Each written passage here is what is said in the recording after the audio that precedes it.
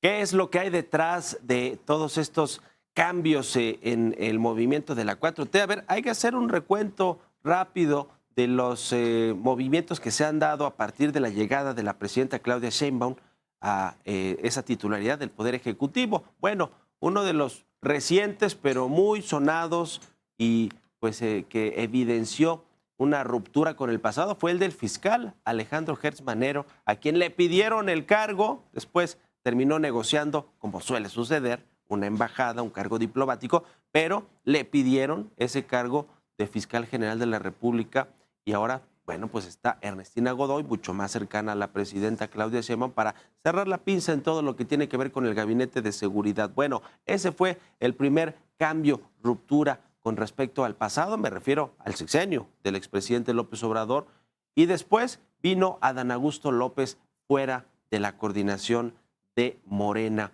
en el Senado de la República. Sí, le van a dar una circunscripción para ir a operar parte de la elección del 2027. Se dice que en mancuerna con Andy López Beltrán, el hijo del expresidente López Obrador, que se mantiene como secretario de organización de Morena. Se habla de que irá al sur, a Tabasco, a operar desde allá lo que será parte de la elección del 2027, sobre todo de esos territorios del sur-sureste del país. Bueno, pero finalmente fue una caída de Adán Augusto López de una coordinación que dicen se bajó, que él fue de motu propio. Bueno, la realidad es que la presidenta sí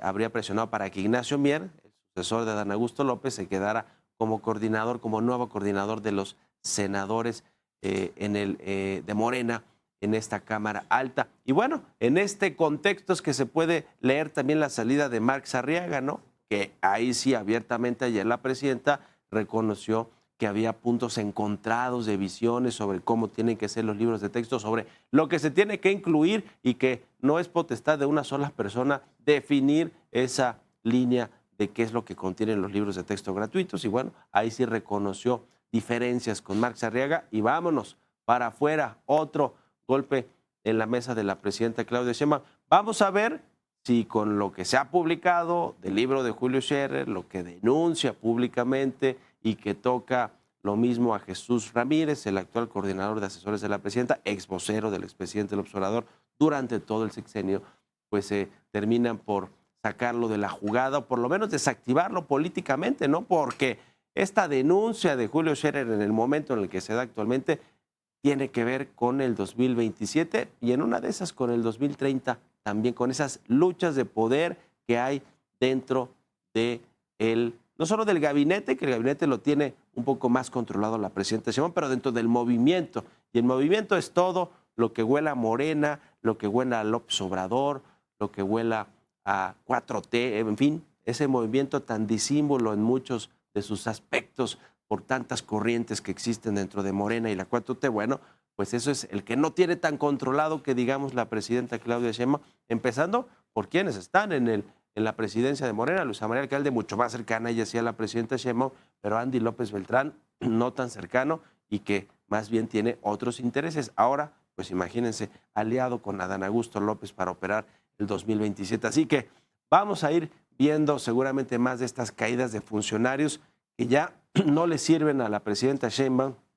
y que además han demostrado pues no serle leal a ella, ¿no? A su gobierno, a lo que está encabezando hoy la presidenta como jefa del Ejecutivo y de alguna manera pues jefa o líder moral de este movimiento, ¿no? Por lo menos en funciones, porque el líder moral es y siempre lo va a ser Andrés Manuel López Obrador, pero él asegura, jura y perjura que está retirado en su finca de Palenque, Chiapas. Así que